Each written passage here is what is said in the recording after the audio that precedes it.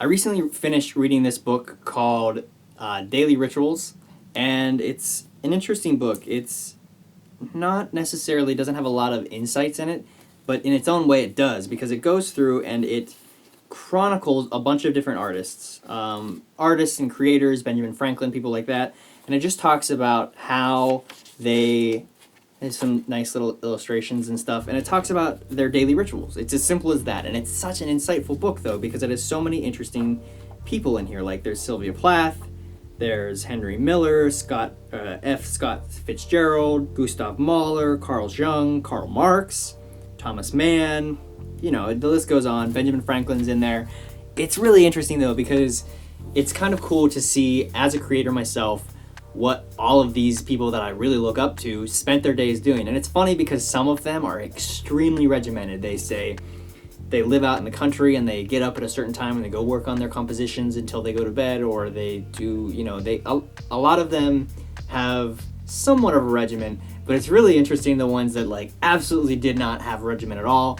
And the biggest insight that I found in this book was that every single one of these people set aside time for socializing.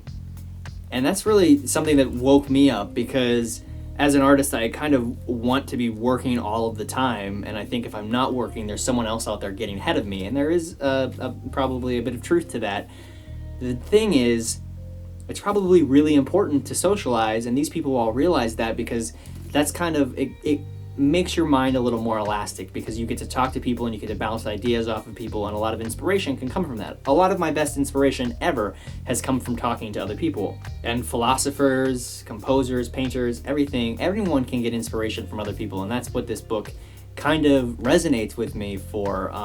It's very interesting just to see what they do, but the big thing that was interesting is to see the common strains between all of them, like at least trying to have some kind of regimen, which I've implemented pretty well in my life after I read this book, and also the idea that you kind of need to socialize. Don't be a hermit if you want to make great work. Obviously, there's a few people in here that are hermits, but even the ones that I thought were not as much of hermits as I thought they were. They set aside a half an hour a day even to socialize with people from around the town, or the intellectuals that they knew.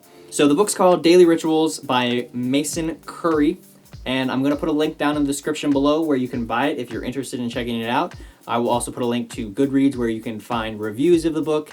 I recommend it. I think it's a really awesome book. I kind of like it because you can sit it on your shelf and you can not read it for a while and then come back and read it a little bit, because it's in these little segments that are about a page and a half each, so you don't have to sit down and read this whole novel. It's a great book to sit on your desk for while you're at work, and then kind of go to it every time you need to just kind of clear your head and think about something else, and maybe get some inspiration from these great artists throughout history. If you like books, like I do, which is weird for me to say because for 23 years I absolutely hated books, and then all of a sudden I started reading again, and it's like, holy crap, I love books. I got a job at a bookstore. It's just crazy. But if you're like me and you love coffee and books, both those things go great together. I have a website called Simply Coffee and Books. You can check that out. I put the link down in the description below. It is a resource for you to find reviews on books and my book recommendations, and also find links to buy books that are interesting or related to the books that I do the reviews on. Also, we'll eventually be doing some reviews on different types of coffee and different ways to make coffee, and probably just writing some interesting little analytical pieces on there. So if you enjoy coffee or you enjoy books, go check out Simply Coffee and Books. All right, thanks for watching. See you in the next video.